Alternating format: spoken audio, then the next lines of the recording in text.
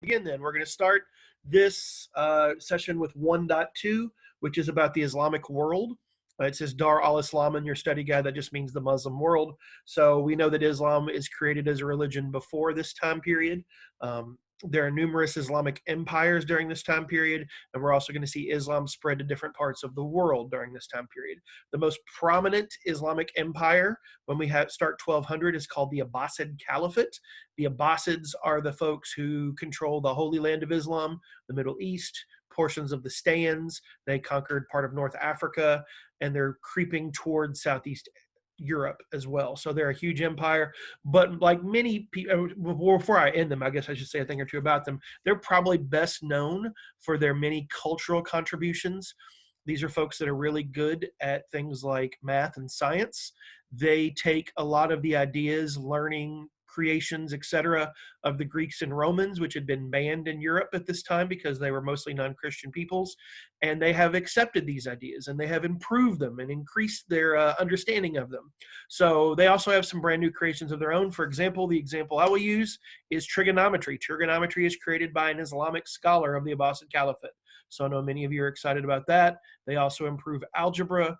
They make geometric discoveries, scientific improvements, poetry, literature, etc. So there's a lot of accomplishments intellectually by the Abbasid Caliphate. But like pretty much a lot of people in Asia in the 13th century, along comes a major civilization that will end our dear friends, the Abbasids. Can anyone tell me who is going to conquer the Abbasid Caliphate along with many others in this time? Mongols. The Mongols, correct. So the Mongols come a whooping and a stomping. Baghdad has literally never gotten back to the level it was in 1258 when they're conquered. The last Abbasid Caliph is rolled up in his royal carpet and trampled to death by Hulagu Khan, the leader of the Mongol forces, on horseback. So it doesn't end well. They sow salt in the field so they can't grow crops.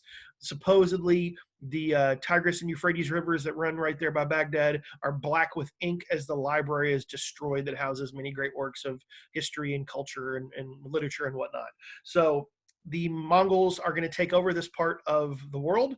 Eventually, many of those Mongols will convert to Islam, but we have no major singular Islamic empire for the remainder of time period 1 like we will later. We'll talk about the Ottomans in time periods 2 and 3, but they're not really a major force at this time. So Islam still exists, Islamic empire still exists, but they're going to be small, they're going to be divided. We do not see a major power like the Abbasids for the remainder of time period 1 until 1450.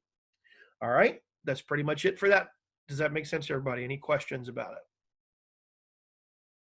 Okay, moving on to 1.3, which is South and Southeast Asia. When I say South Asia, can anyone give me an example of a state that occupies South Asia? Would that be India. like India? That would absolutely be India, correct. Very good. So India is South Asia, so therefore think of what is east of that. Can someone give me a sample state from Southeast Asia? Vietnam. Vietnam, correct, Sebastian. Good, thank you. Indonesia, Thailand, the Philippines would also count, even though those are islands. So they're not a major player in our class, but they do get included, especially here. So when you think about this part of the world at the time period, they are also part of some of the increase in trade we're seeing. We'll talk more about the trade routes a little later on today. But we do see, for example, Islam spread to this part of the world. We know that there's 3 major ways that we spread religion. We can do it by force, like you are forced to convert. We can do it through trade, where it kind of happens accidentally. And then we have the 3rd major attempt, which is missionary work, where we're purposefully attempting to spread a religion through our efforts. And we see that in the Islamic world through people called the Sufis, S-U-F-I, Sufism, which we talked about in class. The Sufis are people who particularly want to spread their faith. They are a little more flexible than a lot of other folks in the Islamic world. Their thought is pretty simple. As long as you believe in one God, which is the central belief of Islam, and you support the 5 pillars, the major beliefs of that faith, things like praying 5 times a day, going on a pilgrimage once in your life to Mecca, fasting during the holy month of Ramadan, etc., that you can have some flexibility beyond those rules. Those rules are unchangeable. But anything else, who cares? So in class, we talked about the whirling dervishes, the people that spin around in Turkey and believe that their spins and dancing get them closer to God. There's nothing in the Quran that says you should do that, but there's also nothing that says you can't. So why restrict people from those beliefs as long as they're not harmful? We also talk about Indonesia, where they have many volcanoes, and people have always made sacrifices to their local volcano gods. Let's let them continue to do that, but instead of to the volcano god, the sacrifice goes to Allah, who's in charge of the volcanoes and everything else. Some people didn't like this, but the logic is pretty understandable. The more flexible you are, the more converts you'll get. If you're very strict and say it's got to be this way or no other way, you're going to get a lot of people who dislike that, who are against it.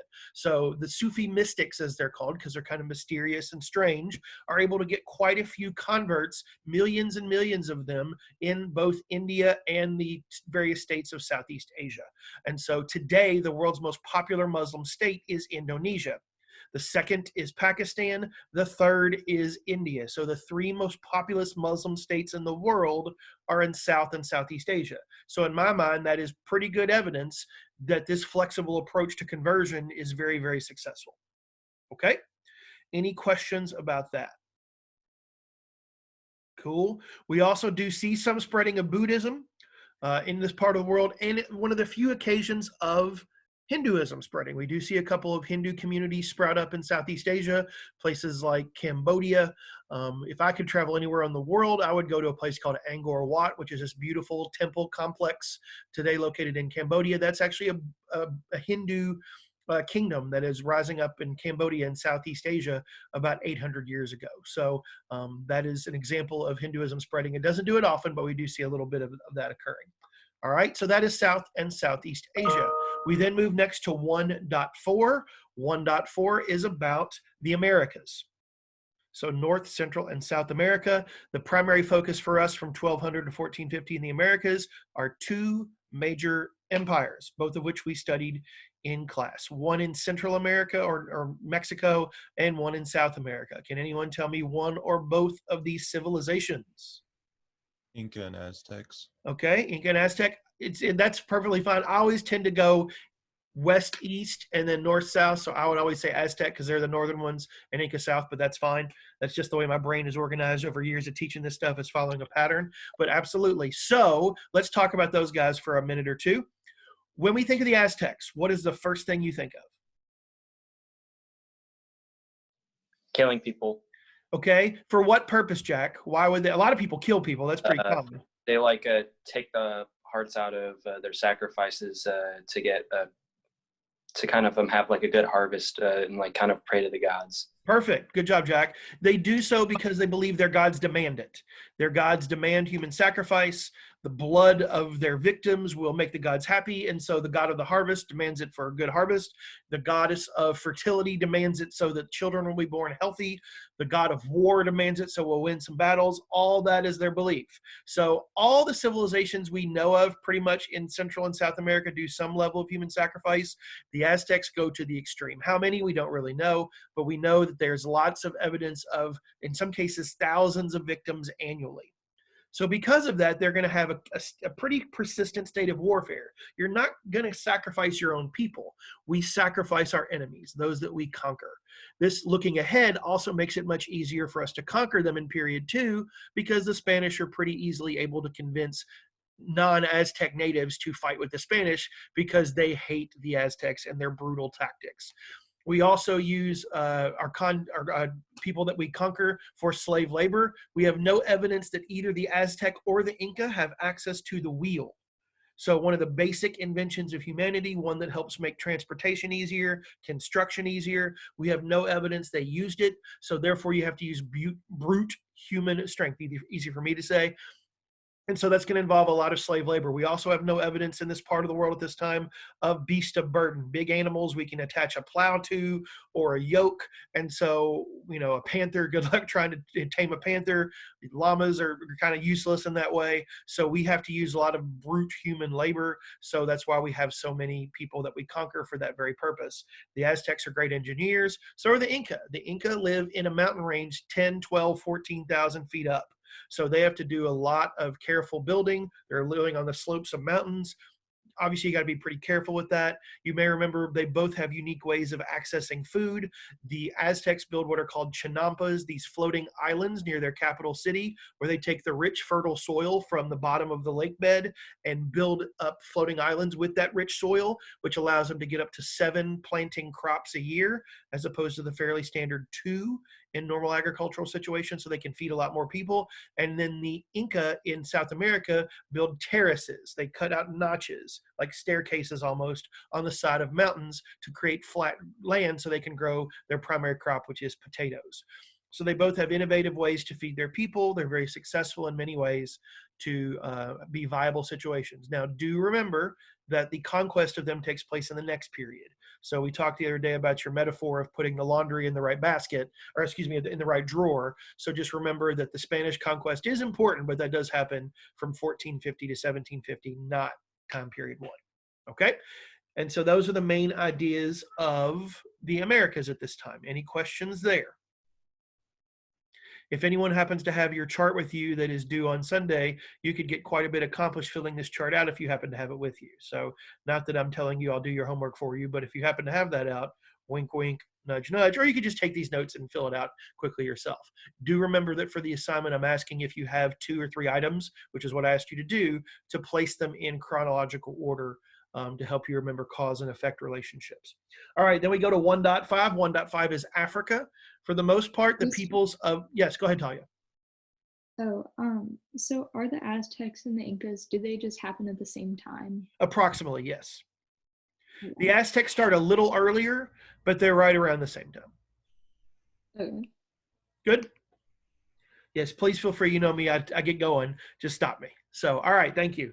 In Africa, sub-Saharan African societies are pretty much isolated for much of human history before this time. We know there's the nickname of Africa as the Dark Continent, referring to the fact that generally non-African societies, even those in the north of Africa, don't know much about who lives in sub-Saharan Africa, what kind of empires there may or may not be, trade goods, because they're just isolated. Can anyone tell me why they're so isolated? Is there a geographic feature that separates? What was that? The oceans? Not the oceans, nope. Desert. Desert. Which desert? The Sahara. Is that correct? The world's largest, in fact. So the Sahara Desert separates, with that angle, Jack, you were flipping me off there for a second. I know you weren't, but that's okay. Because you're like, all right, so anyway. I mean, many students have wanted to flip me off. I don't blame you. But anyway, that's beside the point. Therefore, the peoples of sub-Saharan Africa tend to be isolated. We don't have major military campaigns. We don't have major trade routes at that time. And so they don't have a lot of big empires.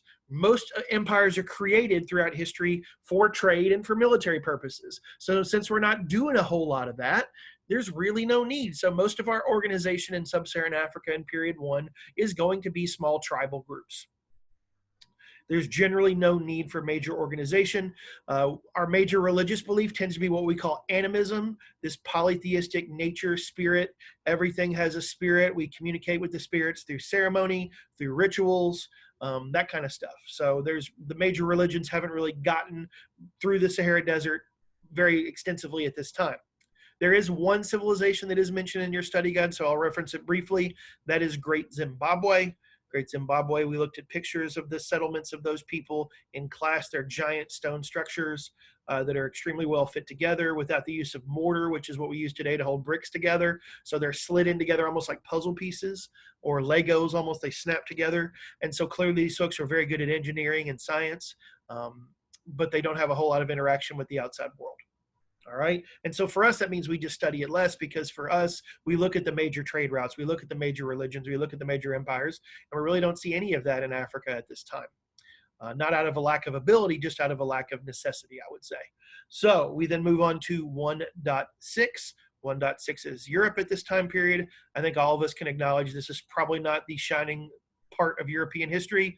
The Roman collapse centuries earlier was pretty significant, and in many ways we had struggled to rebound to our former glories from 1200 to 1450. Now when you look at Europe, you tend to divide it in two. You have the eastern part and the western part. The division is mostly religious. While Christianity is the major excuse me, religion of both parts of Europe, We have a split right before our class starts, where we have the Catholic faith primarily in the West, and we have what's called the Orthodox churches in the East. There's a disagreement over who should be in charge and how much power the Pope has, but the word Orthodox means original. So those folks in Eastern Europe believe that the Catholic Church had kind of gotten sidetracked, had lost its way and made some choices that were not appropriate, not historically accurate to the beginnings of Christianity. So the major empire in Eastern Europe is the Byzantines.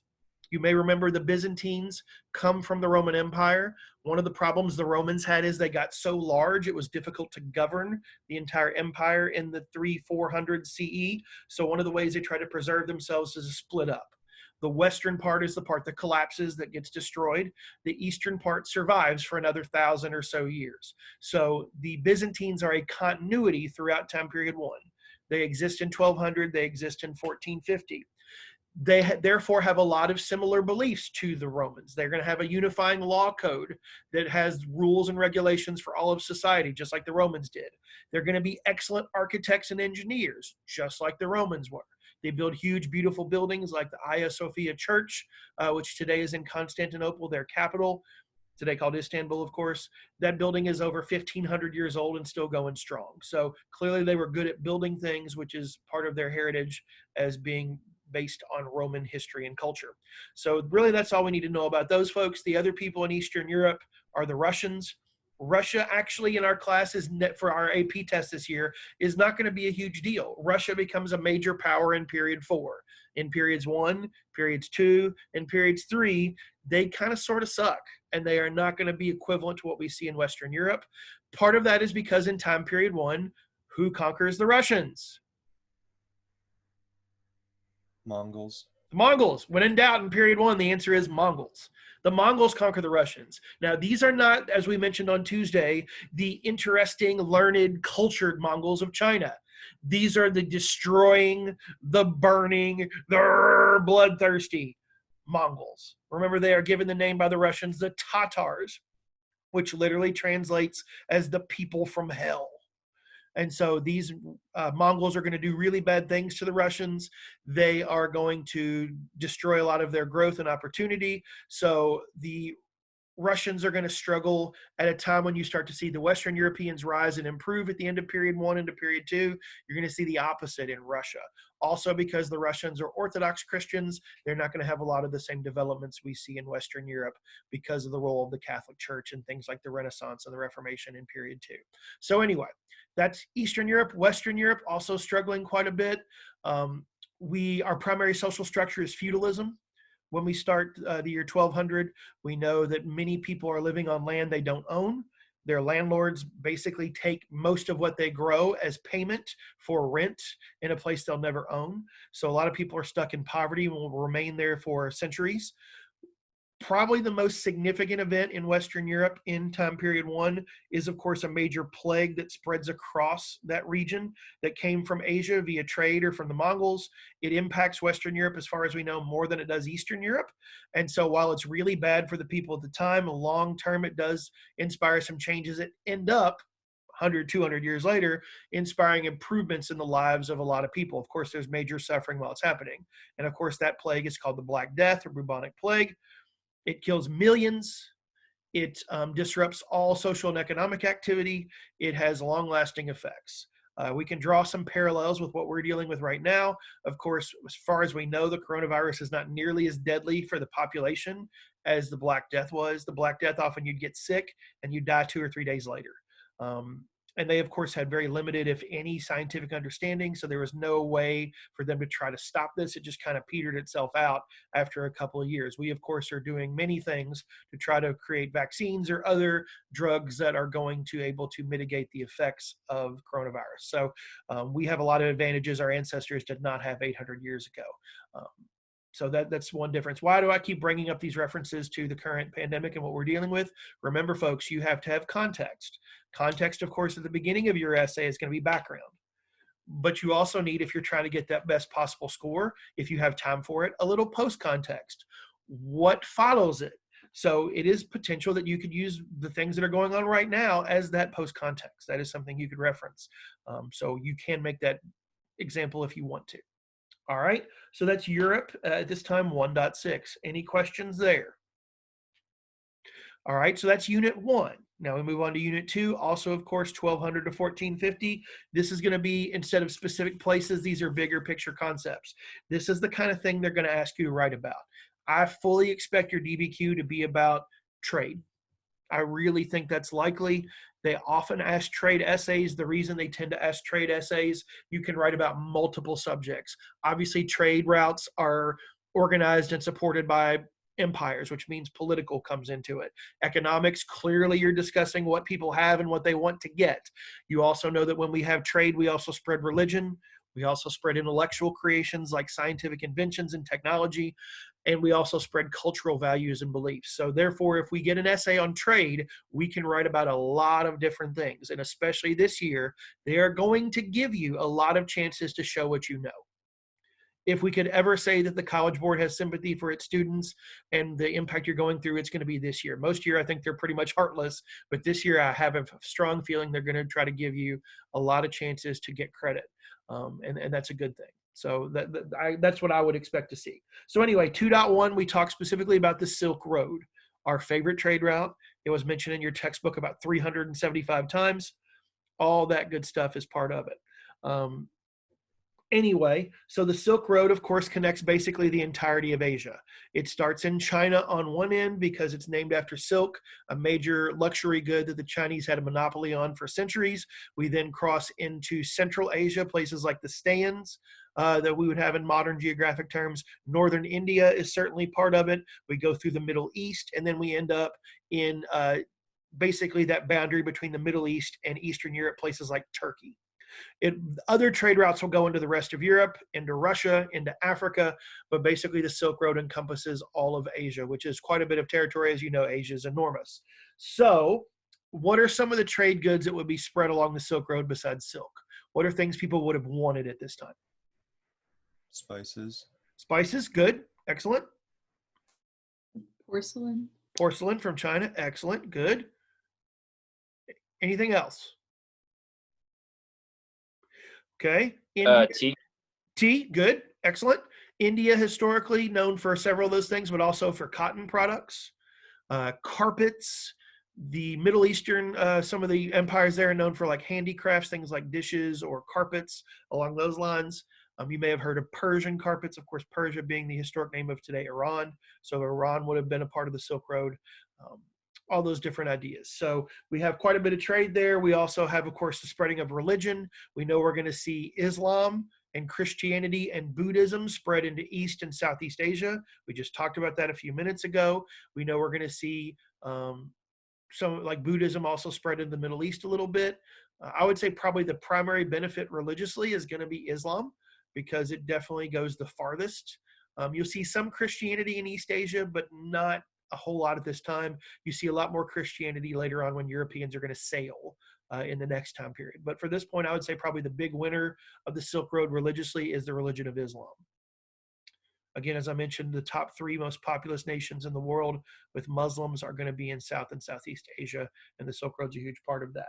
All right, so that's the Silk Road. Again, when we trade goods and services, we also trade religion, science, culture, etc. The Chinese had invented paper, paper spreads. The Chinese invent gunpowder, gunpowder gets to Europe. The compass, which is going to allow us to sail in the next time period, all those things spread on the Silk Road. All right, 2.2 is the Mongols. We already talked about them a little bit. We know they are probably the greatest military force perhaps ever. It's certainly debatable, but they're on the short list of people that are candidates for that. They're primarily cavalry, horseback. They are going to spread all over Asia and even into Eastern Europe and the Middle East. They get as far as Hungary in Eastern Europe. They have as far east as Korea. They get pretty much all the way down into India, China, Southeast Asia a little bit, and even into the Middle East and North Africa. So they have a massive empire, the largest contiguous empire ever. The only second behind the British Empire of period 3 when they have all their islands and different colonies around the world, but the largest empire that ever touched each other. They don't last that long though. Genghis Khan unites these people for about 30 years. He leads them. His name means universal ruler. That's what Chinggis is, universal. Khan just means ruler. So that makes sense. And then when he dies, he divides his empire into 4 parts with his kids and grandkids. And there are so many Khans, so many kids and grandkids. They fight, they get into trouble with each other. One ruler is basically an alcoholic, and his wife has to rule for a couple years. They have all sorts of challenges. When you have great success, sometimes that leads you to get lazy. It leads you to have excessive behaviors, and we certainly see that with the Mongols. And by 1450, they're gone. They are very, very bright. They're very important. They're very significant, but then they are gone within just a couple generations. All right. The great thing I would think the Mongols do, because they do a lot of bad, obviously destruction, genocide in many cases, but they are very tolerant once they conquer you. They don't have a particular religious preference in general. You'll see Buddhist Mongols and Christian Mongols and Muslim Mongols and animist Mongols. They allow religious toleration. They connect people together through the Silk Road. We mentioned on Tuesday that Kublai Khan in China hosts many scientists and artists and writers from all over the known world at that time in his capital. So they are supporters. They connect people together. That is probably their greatest significance. They also probably helped spread the Black Plague into Europe with the rats on their horses, saddles and whatnot. So I think there's a good likelihood of that being the case. So they're very significant. A lot of it bad, but still very, very significant. All right. That's the Mongols. Anything there? We good? Man, I must be doing awesome. Or you guys remember a lot, either one. Probably both.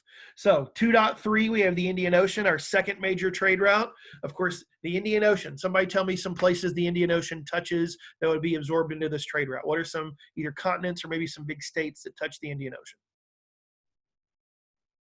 India.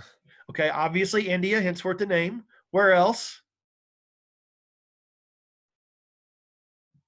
Is there like some of the Middle East? Yes, absolutely. Places like today, Oman, Yemen on the Arabian Peninsula, Iran, right up there. Yes. We're missing two other big places I can think of. A lot of countries in Southeast Asia. Correct. Kind of like not Vietnam, but I can't really think. What's the big island nation in Southeast Asia? The Philippines. Nope. Indonesia. Indonesia. Yeah, Correct. That's okay. How dare you, Jack? It's all good, man. Don't worry about it. And then we also have one other place y'all are forgetting that borders the Indian Ocean on its east side. It's a continent. Australia. Nope. I mean, that is true, but Australia's not. How about Africa? Oh, yeah. When I said east side, I meant the east side of the continent, out of the body of water. Sorry if that was confusing to you, but that's probably my bad. So Africa, Middle East, etc. All the places Zheng He went in time period 1, basically. So Indian Ocean trade routes, we improve our technology for shipbuilding. We start to learn more about weather patterns. In India, we have what's called the monsoon, where it rains basically every day for about 6 weeks to 2 months. And so it's not a really good time to travel because there's a lot of storms on the water. So we learn it happens at the same time every year, and we just don't trade during that time period. And then the rest of the year, it's mostly safe to trade. So those kind of things. We see the spread of, for example, of Islamic culture to East Africa. We see the spread of Buddhism and Hinduism a little bit to Southeast Asia. Now, one thing to note, China does not border the Indian Ocean. If you are talking Indian Ocean trade, you are not talking China. Now, we can take things off boats and put them on smaller boats and go up rivers, or put them on caravans and go north, but we are not going to directly touch China from the Indian Ocean. Just something to reference there. All right. And then that's the Indian Ocean trade route at this time. Cool. We already mentioned Africa a little bit earlier, but in Africa, by the end of time period 1, we are starting to see people willing to cross the Sahara Desert. There must be a really good reason if you are going to cross the Sahara Desert, and many of those folks are going to travel to the Kingdom of Mali, which was one of our debate topics way back in the fall. Why in the world would you endure sitting on a camel for months at a time to cross the world's biggest desert? Lots and lots of gold. Correct, Jack. The world's greatest gold mines. Correct. All right. We also see a valuable trade product of salt. To us, salt is pretty basic. We know it's bad for our health in general. We try to use it sparingly. But salt, of course, had a major role in the early modern world of food preservation. Before refrigeration, which we don't get until late in time period 3, the way to preserve meat was to basically turn it into jerky, which you did with lots of salt. So salt was a very valuable good, and they have reserves of salt in that part of the world as well. So with the merchants that come for gold also comes a major world religion, which transforms these societies in sub-Saharan Africa, becomes their number one religion. Which religion might that be? Islam. Very good. Islam is correct. Christianity a little bit. Now, Mr. Rich, I know there's a lot of Christians in Africa today. That's correct. That happens primarily in time period 3. That's when the Europeans have their empire then. So this is what I talk about of taking your laundry and putting in the right drawer. Y'all know there's a bunch of Christianity in Africa, but it comes later. Time period 1, it's mostly coming on merchants on camels to Africa through the trans-Saharan trade route. All right.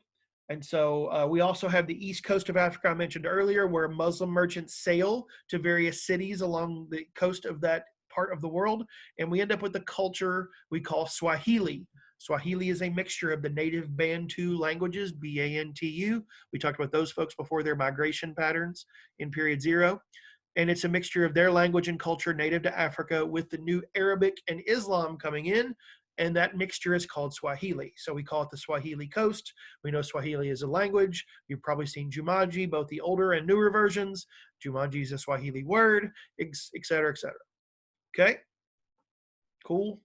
Excellent. All right, we've only got a couple more bullet points. This one won't be a full hour. This is a pretty easy one because it's just kind of big picture stuff. So we have 2.5, the spreading of culture. I already mentioned various examples of this: the spreading of religion, Islam, Christianity, Buddhism, the spreading of technology, paper, gunpowder, etc. All those items, many of them on trade routes such as the Indian Ocean, the Trans-Saharan, and the Silk Road. Those are the big 3. And they've all been referenced before in AP essays in previous years. So I think it's highly likely they could be brought up again this year. Those of you that weren't with us on Tuesday, I told you my thinking is it's going to be a DBQ that is 1200 to 1900. Literally all 3 time periods you're being tested on, because how else could they test your knowledge of this material on one essay unless they make it where it covers the whole time period? If it's not, it's okay. That's why we're still going to make sure you know the differences between 1, 2, and 3. But I think it's highly likely you might get a really broad DBQ with like the first document being in 1300, the second document being in 1475, the third document in 1602, you know, that kind of thing. I truly think that's likely to happen.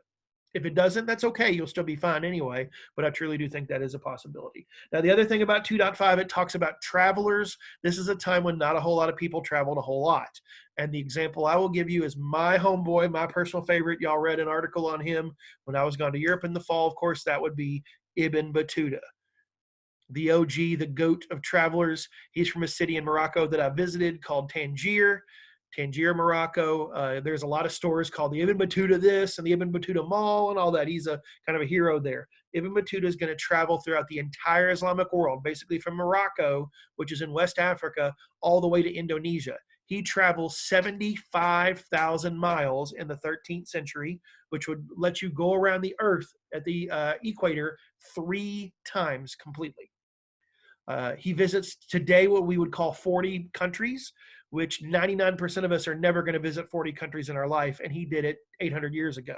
And he writes about it, most importantly. The reason he is important to us as historians is because he writes about his experiences, who he met, how he was treated, what he saw. And so a lot of what we know about various cultures all around the world in the 13th century is what Ibn Battuta told us. So he has a major impact on our understanding of a lot of people at this time period and how they lived.